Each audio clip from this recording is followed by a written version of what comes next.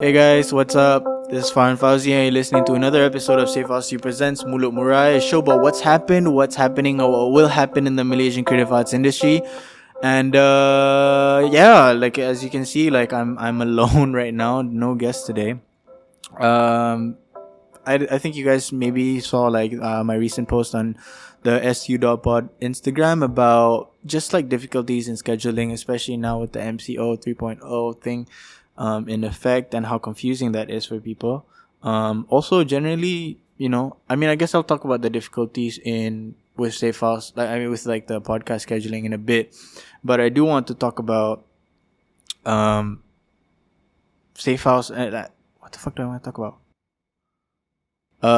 Safe house in general and what we've been going through because MCO 3.0 is like really a big issue with us. It's imagine like 6 months before COVID this whole thing had happened, and since then like us an events venue primarily needed to gone through like setbacks and non-essential closures and stuff like that, and it's just really affecting the way that we are right now. But with that also, I just want to like thank those people who have been supporting us because it has been quite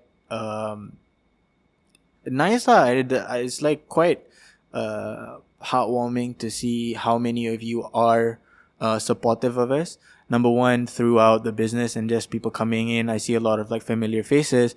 And now that MCO's happening, for some reason, I did get a lot of like donations in the past week, and not through like for like Safe House, but for Safe House to You presents Mulut Murai, like the actual podcast, the fans of this podcast. So it's nice to see that you guys like what I'm doing, and it's nice to see that you guys really want to support us by giving us, these lovely donations. Because without that, like honestly, I mean, that is one, but number two is also the feedback that you give with all those donations, and it does really like motivate me to do more and like be more consistent and like have like different kinds of guests.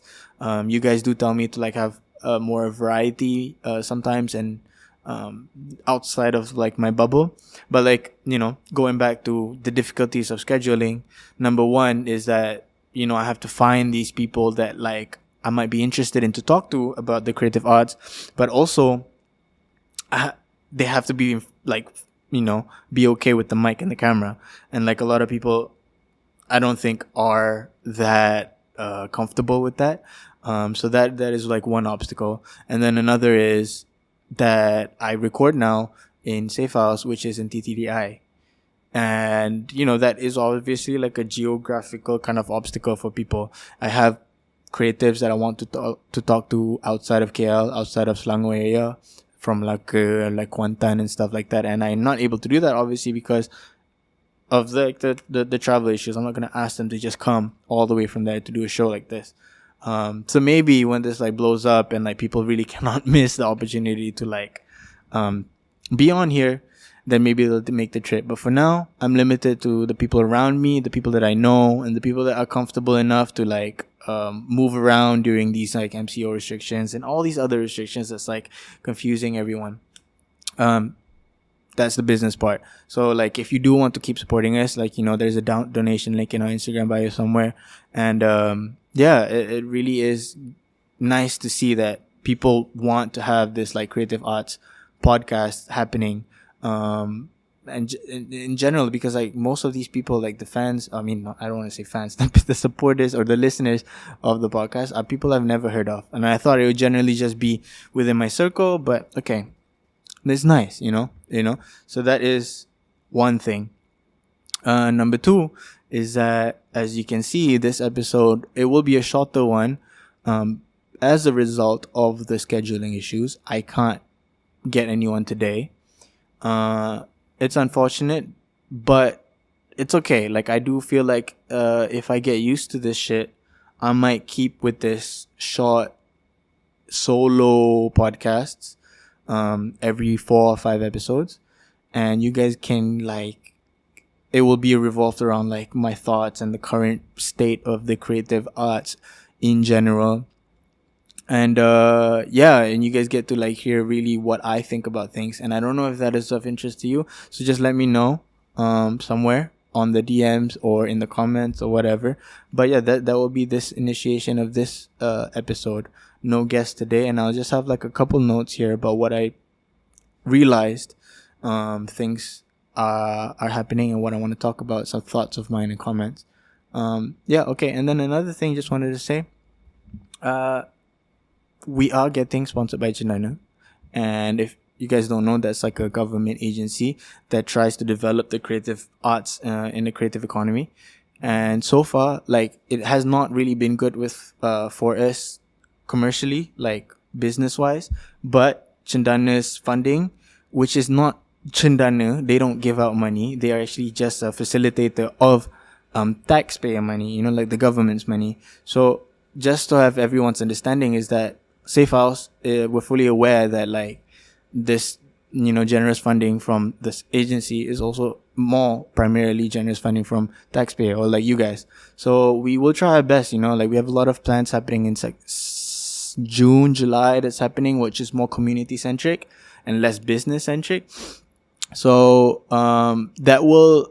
we will not like, you know, macam take it for granted that we have Cendana or like taxpayer money funding and, you know, pushing us forward. One thing good to know is that it's not really gone to any of the partners, you know, like we don't take a cut from it. Like all of this is still our side job, our passion projects and stuff like that. So yeah, that's like a quick wrap up of Safe House in general and what's happening.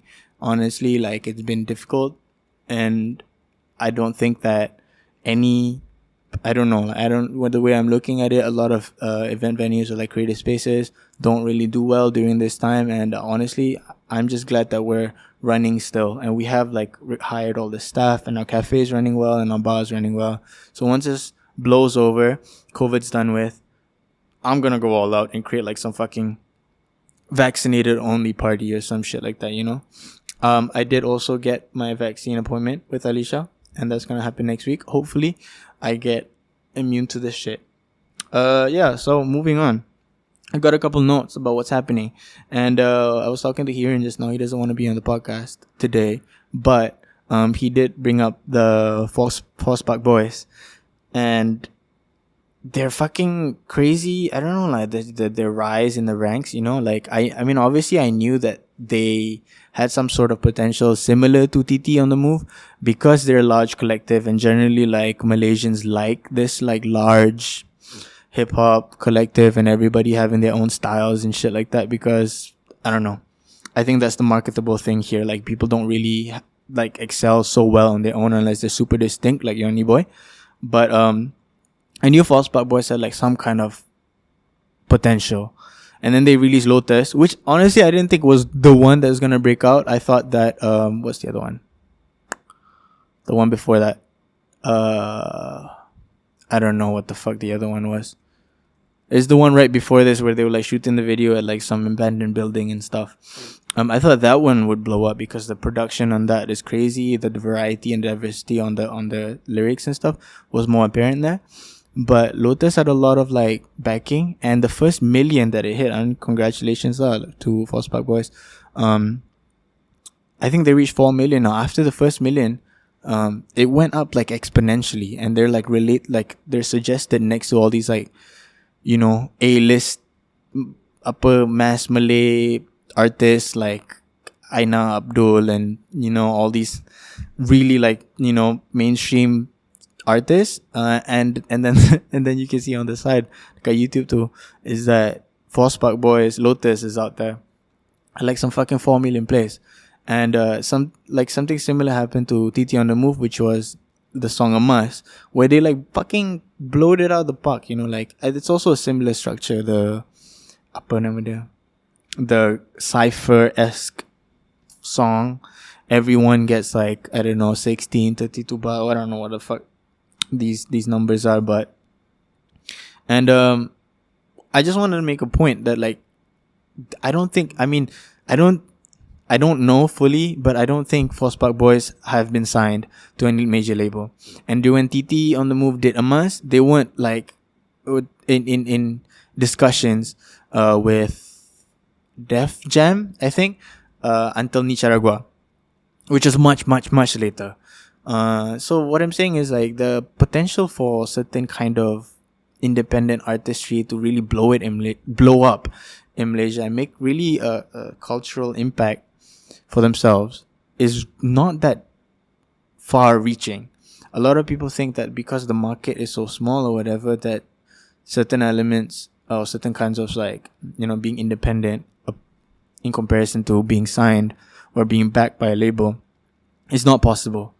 And I don't like, for me, just like these are like those kinds of examples where it is incredibly possible. Obviously there are the criteria where you have to have like 15 people on one track, and it has to stand for something bigger than the artistry itself, because I don't think the listeners who listen to the song focus on one rapper and like become stuck on them for that style. Contoh like, I mean, okay, I guess Nakalness has a lot of following because he is the hook and he knows how to like keep the attention from that. But otherwise, all the other rappers don't have that. You didn't garner any attention from that. And this is the same thing that happened to K Clay, and I think happens to TT slightly, even though they're a bit more distinct. If Forceparkbois doesn't have like that much distinguished separation between which rapper does what style. So when I listen to it, or like most listeners listen to Lotus, they're like, oh yeah, cool, the hook is really nice. And then the individual rappers kind of gets blown over. So that's one criteria, that you kind of have to be strong enough as a collective to like produce like a legitimate, strong enough song for the general public to like fuck with it, because of the variety and not because of one singular style. And it is difficult, yeah, but like I said, given the example with Yoni Boy, he did it on his own. I don't think he had like aligned himself with any like sort of creative or whatever to put his name out there as much. And now he's doing these fucking Raya songs, like big. And number two, so number one is that the criteria, you have to be like in a collective or some sort of like diverse or variety that people can say, okay, yeah, this is good for me and this is good for me. So you're kind of appealing to all kinds of crowds. That's what the song does. Like you have the rapper, like rap bapa old school boom bap shit, and then you have the kind of new wave style, and then you have the auto-tune style and whatever. So you appeal to all crowds. And then number two is that, fuck, I forgot. I don't know where I was going with this. I didn't know like half a minute ago, but the fuck was I talking about? Yeah, I don't know. Number two, okay, Forceparkbois, congratulations. You knocked it out the park. Fuck, what I was talking about? Anyway, my point was that like you have certain elements that you can succeed with in Malaysia, and you can really like blow up. Like even like I said, the collective part is an important part, because solo artists like got doesn't reach that amount of views. Like he doesn't have mainstream appeal as much as the Lotus song, because I think the limitation is the collective as a whole. And yeah. Oh yeah, fuck. Okay, I remember. Number two is that hip hop by large is becoming something more accepted in the mainstream now. So this kinds of, and it's generally hip hop boom bap shit, which Lotus kind of like abides to, and also Amas, which is sort of boom bap as well, especially with his singing, the way that he sings. That is by and large something that like appeals to the more majority crowd. What's more contemporary in the fucking world, like hip hop, hyper pop, like these are like rendition. That's like rendition of a rendition of hip hop. That's not even close. So you have like collectives such as Astral Angel that's happening and doing like super internet fucking shit, right? Like super beyond, without a doubt, like internet crazy shit. That's not gonna anywhere be accepted in the mainstream. And like to parallel this shit, this is like what Astral Angels is doing what Clumsy Gang was doing, internet kind of like subgenres of hip hop that does not allow. We don't have a big enough demographic to be able to like say, oh, I like hip hop number one, and then I like this subsection of hip hop, which is trap, and then I like this smaller subsection of trap, which is fucking internet music. And that's not gonna happen. So if you do that kind of music, I think be realistic a little bit. Like there are certain elements that like make it able to fucking blow the fuck up in Malaysia, such as, if you're in a fucking cipher in your collective and you're doing a cipher, the chances are higher. You have K-Click, you have TT, you have Forceparkbois, you have I don't know, some other Lawala Familia. All these collectives as a whole, because people can say, oh, I like this guy, so like some Justice League shit. But general listeners don't have the attention span for other, individual artists. So if they do, Nakalness, if they do, he's like obviously the star of the show. Laws, let's say Laws. If Laws gets like, fucking the attention, by himself and like blows up bigger than Forceparkbois, I'm a salute lah. This is like dulu macam OFWG Wolfgang official, and then Tyler just like went in his own direction and Earl went in his direction. At the start it was like messy, but over time, they became bigger than the collective in itself. If Malaysia is like mature enough to do that, instead of just following MK because like he looks hot or whatever, then I think that's when we like really mature our tastes. In this sense. Number 2, topic of the day. I only have like 6 minutes left because there's only 25 minutes in the memory card. Number 2 is I don't know if you guys have seen the recent Instagram page, What is Kuala Lumpur, and do you like it? I think it's quite interesting to see lah, because not a lot of people walk around in KL, especially like the younger crowd. Just to like be a part of like the community and the people in itself in KL. I don't fucking do that shit, and I think skaters do that a lot, and I think I know who runs What is KL.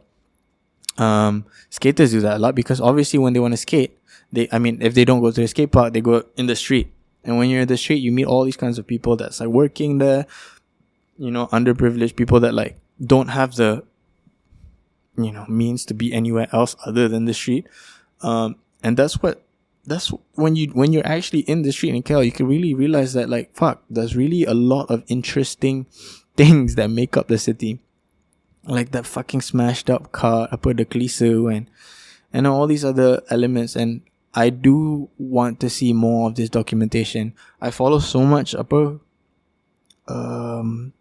New York punya Instagram accounts that just like, there's so many interesting characters in New York, and then you can see all their like posts and stuff like that they're interacting with each other because they're fucking outside and they're walking. New York's such a dense city that like it's so that you don't like majority of people just walk or take the public transport. And then there's like fucking the Green Lady of New York, I don't know. And I'm like recently followed Side Talk NYC, which does these 1 minute Instagram, I don't know, like fucking crazy shows of like people outside of New York just like going crazy and like their little cultures and activities and what they do. And what is Kuala Lumpur is really like emulating that to a degree that I really appreciate. Like honestly, you don't get to see a lot of it, and then you get to see a lot of it on What is KL. No, but my main gripe with it is that I don't really like the spender thing. I spender KL. Like I don't get the appeal. I guess like it's like skater humor or whatever, like stupid shit. I really want them to like make a point now, but it's nice. In general, I want to see more documentation and just being outside. A lot of people just don't want to be outside. There's a lot of cafes and inside and stuff, and I get it. It's hot. It's like uncomfortable. But I think a lot of culture and like a lot of communities develop through just interaction, from being outside. Dulu bila korang muda-muda dulu, you guys go around in your neighborhood, right? And Malaysia is like so decentralized. Everyone's outside of KL that like no one really is inside of KL to be like walking around and talking to each other, interacting with each other. So it's okay. It's fine. But like when you are around, it's not just the Lawi where you walk around, just try and like be part of like the communities around you. And the documentation part is obviously the most fun part, because you're just stimulated in a way. You just create so much community building from that, in my opinion. Number 3, I think I saw news on Twitter that the Petronas Gallery, the one that is in KLCC, is closing down due to COVID and due to, I don't know, I'm guessing financial issues, and KLCC is probably not cheap. However, I do know that Petronas has a lot of fucking money, so I don't know why they're closing, but